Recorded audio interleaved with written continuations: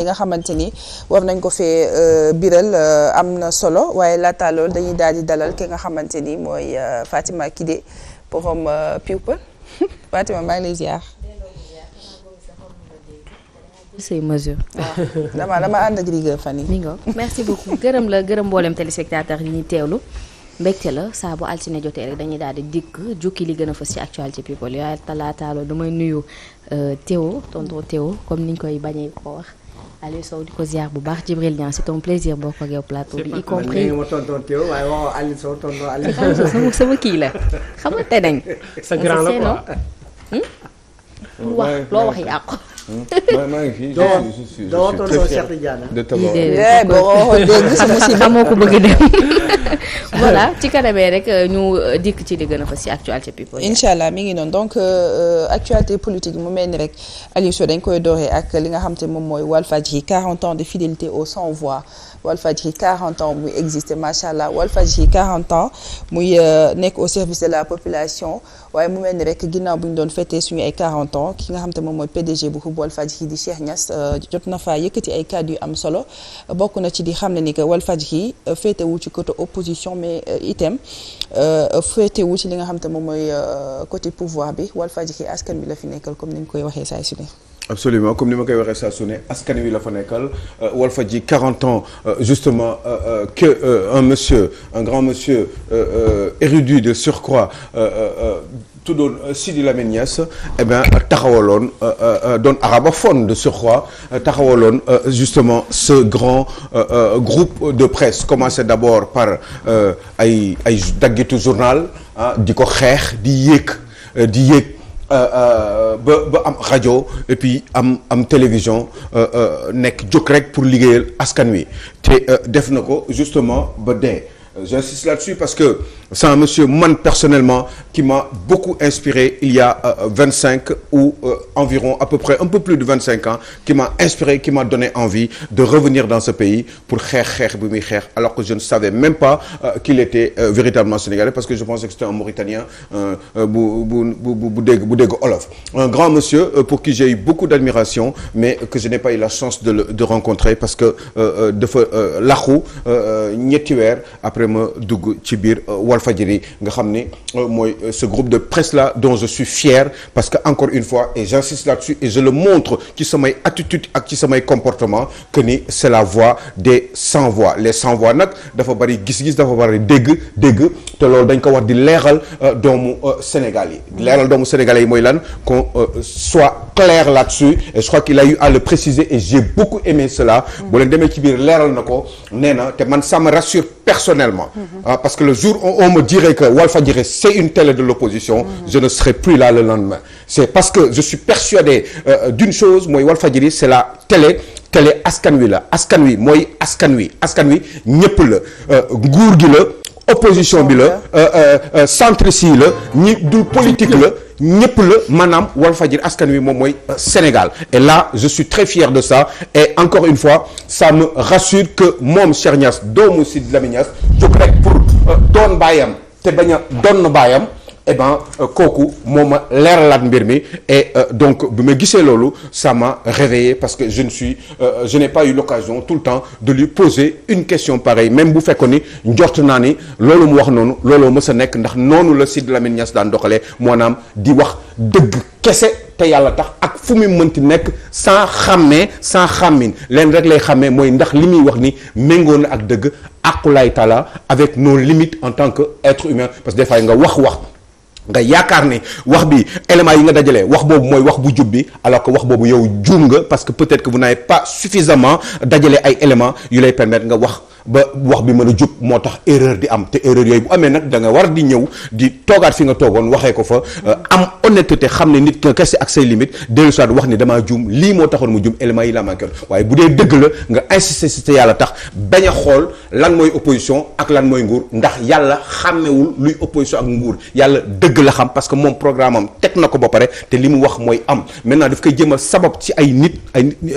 teg ci ay ndoddu nit pour ñu exécuter ko liggéey liggéey boobu fii sur terre l'essentiel moom mooy de le faire bien donc quelqu'un qui s'appelle Sidy Lamine Niasse a bien fait son boulot ba teel a dem man pour man nit ñi nga xam ne dañuy teel a dee ba pare am ay tour jotal liggéey Sénégal je pense que ni yàlla moo leen di teel a soxla parce que lim leen doon jox comme mission jox na leen ko amatul lu ñuy def sur terre xëy na ñun nag loolu daf ñuy metti parce que ñun ay nit lañu ak suñu limite dañ koy xool di ko namm di namm ay nit waaye ces gens là yàlla moom mi nga xam ne moom mooy juldul nit di ko jox mission ba muy dee eh ben moom moo xam lan moo tax mu tegaloon ko son programme là ba bis bi mu ko fiy jëlee li mu war a def na ko il faut il y ait une continuité tant que c'est du côté de la vérité donc je suis fier d'entendre aujourd'hui en cette matinée Cheikh Niass leeralaat man leeral na ma ko parce que man njort naa ko parce que lu ma njortul du ma ci dugg njort naa ni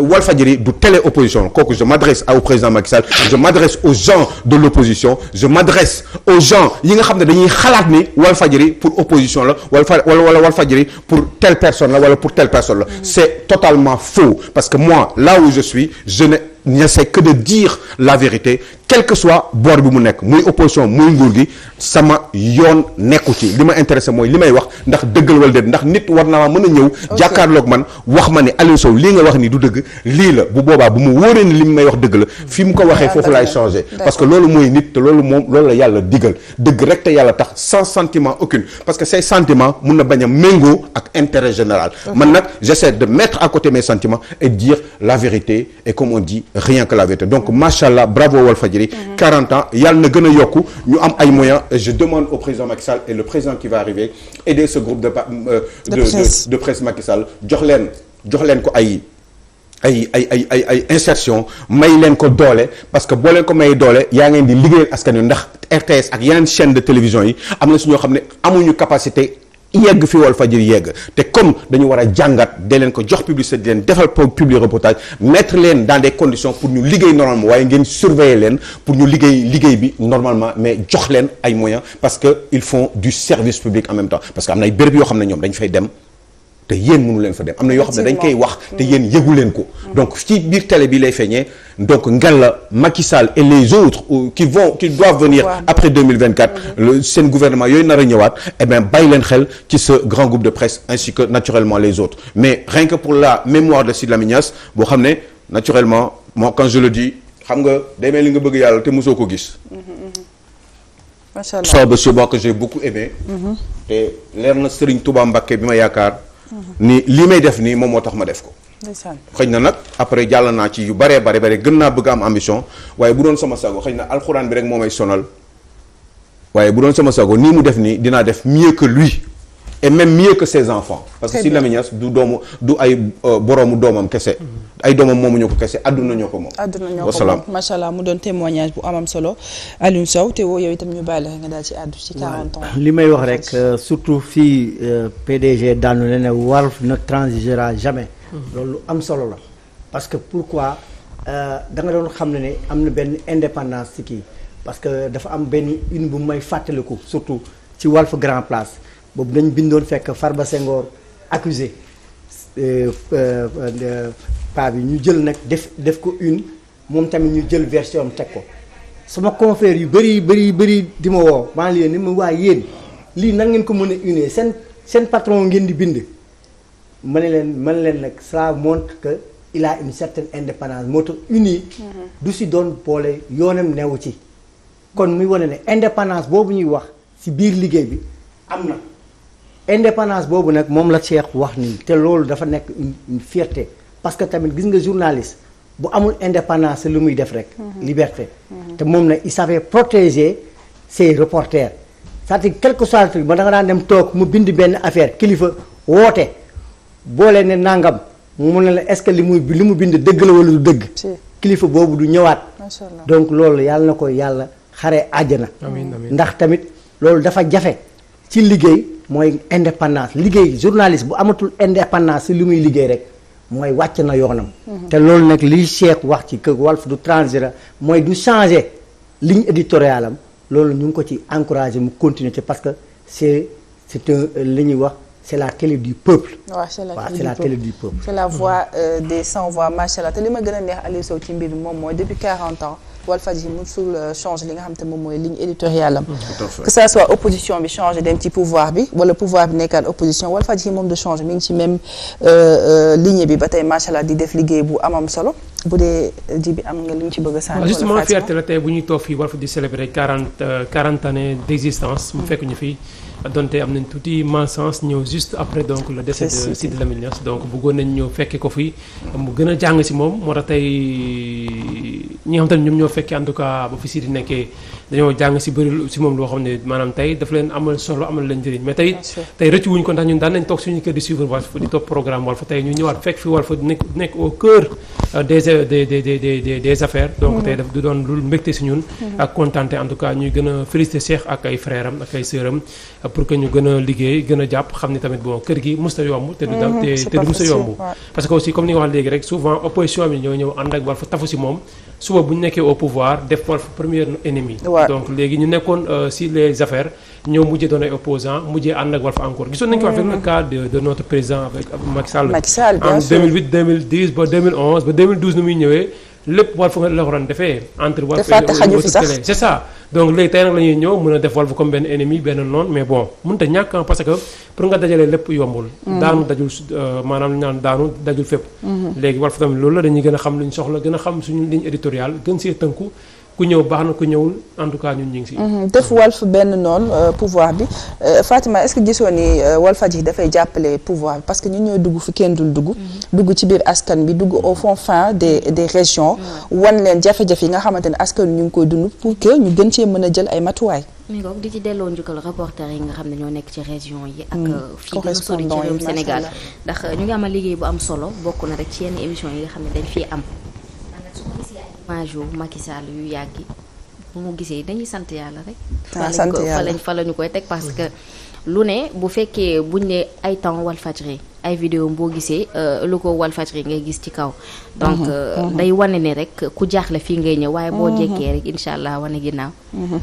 mais noonu macha allah 40 ans la ñu wax yàlla nañ dem bay wax 100 ans macha allah ba ñeneen ñëw jël relève bi incha allah mu mel dañuy daal jàll rek ci beneen actualité jamono ji débat sur la nationalité de Karim Wade jamono ji ku nekk ñu ngi koy waxtaanee di ci yëy yàbb question bi ma lay posé moom mooy qu'en est-il de l'exclusivité de la nationalité sénégalaise rawatina nag gis nañ ki nga xamante ne mooy Thierno Alassane Sall génn di alerter li nga xamante ni moom mooy conseil constitutionnel ci possibilité bi nga xamante ni Karim Wade am na ko jamono ji muy am ñaari nationalité muy nationalité française ak nationalité sénégalaise te moom sax muy fësal ni que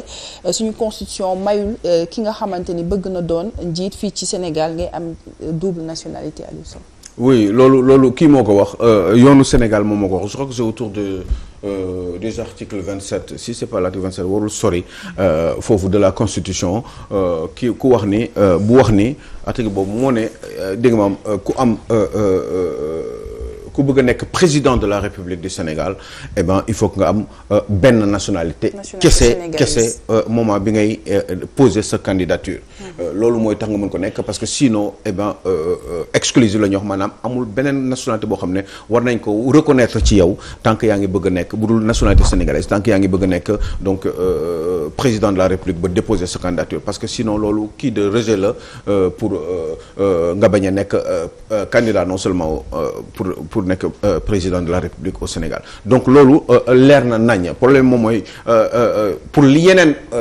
possibilités yi mun nga nekk ministre am double nationalité mun nga nekk moo tax bon j'ai pas trouvé que am na sens trop parce que ça ne veut absolument rien dire parce que on peut être sénégalais et trahir son pays on peut avoir une double nationalité et ne pas forcément trahir son pays am na ñoo xam ne depuis 40 ans 60 ans man dama gëm ni am na ñoo xam ne ils ont trahi leur pays parce que tout simplement ils ont mangé l'argent du pays au lieu de travailler pour le pays alors que ce sont des Sénégalais exclusivement donc ça ne veut absolument rien dire je le dis parce que moi je suis man personnellement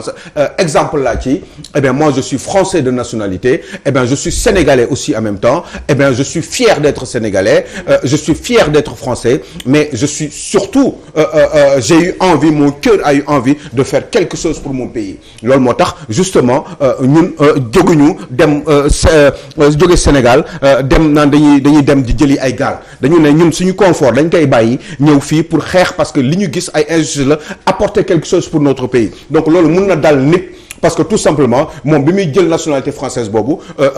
laaju ko peut-être que ses parents lui ont donné cela parce que yoon la ñii seen parents leen ko jox parce que fa la ñu dëkkoon ak ñoom donc dañu war a dëkkin bi pour mu yomb forcément et puis c'est automatique yooyu kenn mënu ci dara Karim Wade yaayam française la donc mënoo baayam sénégalais la te léegi sax la ñu commencé di wax ni sa yaay bu amee nationalité sénégalaise mën nga nekk nationalité sénégalaise te loolu quelqu'un comme Ndella Madior Diouf xeex na ko ba loolu Sénégal ñu def ko fi léegi avant sa papa kese moo la mën a jox nationalité sénégalaise bu sa yaay nekkee sénégalais sa papa nekk étranger eh bien yow doo am nationalité sénégalaise loolu avant noonu la meloon donc kooku ndeyam nekk sénégalais yaa ngi imaginer kooku ndeyam nekk sénégalais papam nekk français wala portugais un jour mu bëgg a ñëw mu màgg Sénégal màgg fi du fëtam bu fekkee ni baayam tubaab la ci mbëggeel la juddoo ba nekk sénégalais foofu entre moom ak baayam bi nga xam yaayam ak bi nga xam ne sénégalaise la ak baayam bi nga xam ne eh bien étranger la waaye kooku bu fekkee ne dafa màgg tey ji nii eh bien ba nekk bëgg Sénégal xam lu dul Sénégal ëllëg bés bu ñëwee bëgg nekk candidat on lui dira non sa nationalité portugaise da nga koy bàyyi wala sa nationalité hollandaise da nga koy bàyyi je pense que ni ça ne veut absolument rien dire surtout que loolu président de la République rek lañ ko jagleel mun nga nekk ministre d'une société nationale ba pare am une double nationalité mën nga nekk directeur d'une société nationale extrêmement bu ci gën a sensible mën nga ko nekk en ayant une double nationalité au Sénégal c'est-à-dire que nga nekk sénégalais ba pare nekk am beneen nationalité étrangère donc moi je pense que ni ça n'a pas de sens Karim Wade mënoo leen ne nekkul moi je ne le connais pas je ne l'ai jamais vu à part ci télé bi comme ni ngeen ko gisee mais dëgg rek te yàlla tax tey nii kii boobu loi boobu bi ñu koy teg moi je pense que non seulement c'est désuet mais c'est insensé comme loi parce que ça ne veut absolument rien dire am na ñoo xam ne boo leen xoolee di nga xam ni ay doomu sénégalais Karim Wade Abdoulaye Wade moo ko jur mooy taawam ndeyam mooy xaw ma lan Viviane Vert léegi ndeyam boobu noonu ko jur est-ce que c'est de sa faute Abdoulaye Wade qu'est-ce qu'il n'a pas fait pour le pays donc bu ñu waxee ne doomam boobu du sénégalais parce que tout simplement même bu gàdde woon double nationalité donte la loi il faut la respecter et Karim Wade doit respecter la loi bu jare bu ko Sénégal jaralee moom moo bëgg a toog moom moo bëgg a toog fii mais bu ko Sénégal jaralee loolu daf ko war a def waaye lii bés bu kenn nekkee moom bés bu nekkee président de la République man bu ma nekkoon président de la République dama koy dindi parce que c'est une loi hypocrite qui veut absolument rien dire man sénégalais laa wala du ma sénégalais sénégalais waaw pourtant je suis français il est où le problème. mais tey jii boo demoon ba jël décision. samp sa damay def li Karim Wade def. damay def li Karim Wade mais su ma xasee yàlla dimbale ba ma nekk président de la République. dama koy dindi. mais Alioune Sow day dépendre ci ay intérêt parce que Fat Thiam mi nga xam ne moom député la woon bokkoon PDS. ba pare bokkoon PDS waaw nekkoon inconditionnel de Karim et les autres. moo doon ragg Karim génn na ne Karim Wade businessman la ndax li nga tax mu bëgg a nekk président en même temps français la. ci loolu la gën a insister ndax dafa bëgg nee na bés bu faloo jël entreprise yi nga xam ne ay ci turam la nekk te ay entreprise française la mu mën koo doxal. waaw léegi Thierno Alassane Sall kese ko wax. waaw non Thierno Alassane Sall moo waxul loolu li mu wax mooy dafa leer dafa ne. moom dafa lu yoon moom Thierno Alassane il n'a fait que lire le droit. nee na yoon te Thierno Alassane Sall li mu wax dëgg la loolu kenn du ko dindi. yoon dafa ne il faut nga am nationalité sénégalaise de manière exclusive bu amoo droit laal leneen ku bëgg a nekk président Sénégal te nga am beneen nationalité bu nationalité Sénégal da nga war a bàyyi boobu te mu leer nañ officiellement nga wax ko am ay kayit yu koy firnde mu leer nañ nga teg ko ci taabal ji ñu leer. waaye man est-ce que du jébaane aussi Karim Wade ndax ci moment bi nga xam ne moom la ko waxee. non Karim Wade war na xam li muy def. il n'est pas bête il a son staff. te man gëm naa ni Fat Thiam bu nga ñëw ci moom. non waaw par Fat Thiam aussi bon man je crois que ni c'est une dame que j'aime beaucoup. yaa ngi dégg jabaru sama xarit la woon. maam Ngor yaa ngi dégg donc c'est quelqu'un de bien. femme bu baax femme bu bëgg réewam la doon waa Ndar mën a toppatoo góor donc c'est une fille bien. honnêtement mooy si li ma xam laa xam en tant que personne. yaa ngi dégg maintenant li mu wax noonu loolu businessman mais businessman c'est normal mu nekk businessman il est où le problème c'est un homme d'affaires yaa ngi fi homme d'affaires du kii du taar loolu amul fi problème donc c'est pas une information de dire que Karim Wade. maanaam li mu bëgg a wax moom mooy Karim Wade li tax mu bëgg a toog ci bopp nguur gi yëfu business la ko bëgg a def. mais loolu xam nga loolu man dama si tontu parce que ça veut absolument rien dire mais mun nga bañ a nekk français ba pare bëgg nekk businessman bëgg ay nekk sa ñu ko waxal bëri na de. non mais d'accord mais xam nga accusation ni dafa yomb xam man aussi mënu ma problème personnel mu bëgg koo génn mais xam nga homme d'affaires machin yooyu xam nga man yooyu taxumaa jóg mais ñoo nekkandoon nag mais loolu yomb na mais ñeneen ñi ne xalaat nañ le contraire am na ñoo xam ne li ñuy xalaat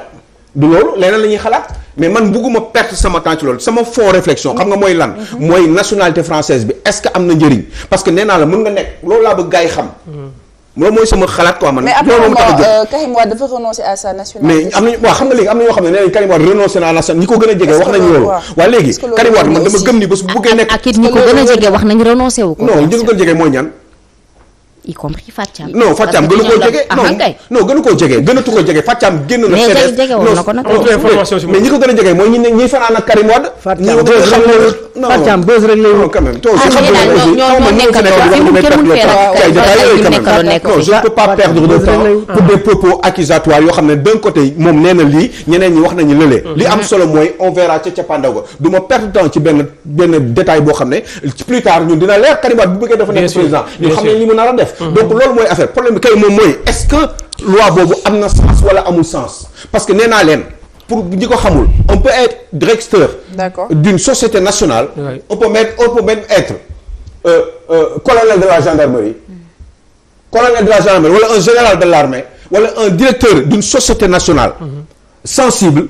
en ayant une double nationalité d'accord Aliou Sow est-ce que dégg ngeen ma bu baax li may wax donc ça ne veut absolument rien ku bëgg a trahir réew mi di ko trahir réew mi dañ koo trahir depuis 30 ans 40 ans. Ah bon? waaw si bu ñu ko trahir mais te ñi ko trahir amuñu double nationalité. parce que ñi nga xam ne ils se sont enrichis ci biir politique moo tax ils sont devenus des milliardaires. mais ñooñu c'est quoi est-ce que ay double nationalité la ñu am. donc c'est pas une question de nationalité. et puis moi encore une fois je le répète je suis bien placé pour le savoir moi je suis là. moi j'ai laissé ay 652 mètres carrés ñëw dëkk ci 70 mètres carrés. c'est un faux débat ba nga xam ne pour li may wax. léegi ani crémier du fii la nekk Sénégal ñaata emploi la jox sénégalais ani Mimran ani keneen ak keneen waaye loolu c'est un faux débat xam nga wax ji lan la ñu war a wax yow bu fekkee ne yow da nga ñëw amoo sursaut patriotique foofu la ñu war a centre débat bi et les programmes parce que am na ñoo xam ne mën nañ nekk fii 100% sénégalais beneen nationalité sénégal mais est-ce que ñu ngi liggéey réew mi duñu nekk di piller richesse yi di sàcc xaalisu réew mi amuñu c'est vrai nañu wax loolu mooy débat bi fu mu toll waaw la mi ngi noonu dinañ ko gën a wéyal suba loolu am solo li c'est ay détails la